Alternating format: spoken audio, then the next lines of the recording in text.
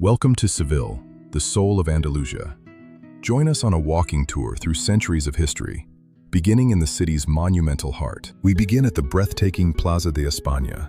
Built for the 1929 exposition, its scale and beauty are unmatched in all of Spain. Notice the intricate azulejos, or ceramic tiles, crafted by local artisans. Each of the 48 alcoves tells the story of a Spanish province. 4 bridges cross the central canal, representing the ancient kingdoms of Spain.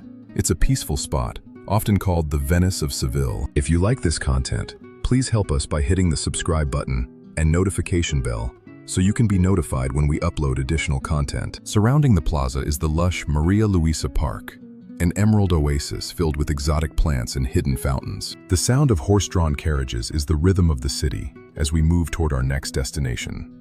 A short walk away stands the real Alcázar, the oldest royal palace still in use in Europe, and a masterpiece of Mudéjar style. Passing through the Lion's Gate, we step back into a world where Islamic and Christian architecture fuse into something magical. The Patio de las Doncellas is the palace's crown jewel. Legend says it was named after a tribute of 100 maidens. Look closely at the walls. The geometric carvings are so precise they seem to defy human craftsmanship.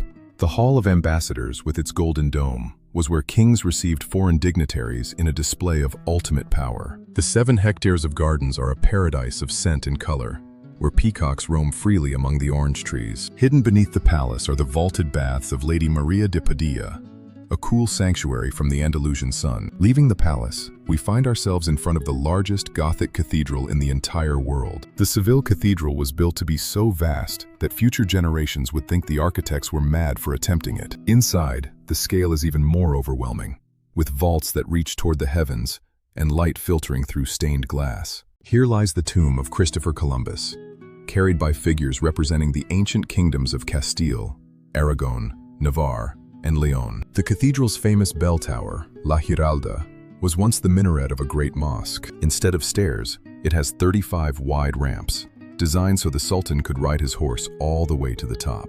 From the summit, you can see the entire city spread out like a tapestry of history and culture. Topped by the Giraldillo statue, the tower remains the eternal symbol of Seville's enduring spirit. Finally, we lose ourselves in the Barrio Santa Cruz, the old Jewish quarter with its labyrinth of cooling alleys. Every corner reveals a hidden courtyard or a quiet plaza filled with the scent of orange blossoms. It's the perfect place to end the first part of our journey as the sun begins to set. If you like this content, please help us by hitting the subscribe button and notification bell so you can be notified when we upload additional content.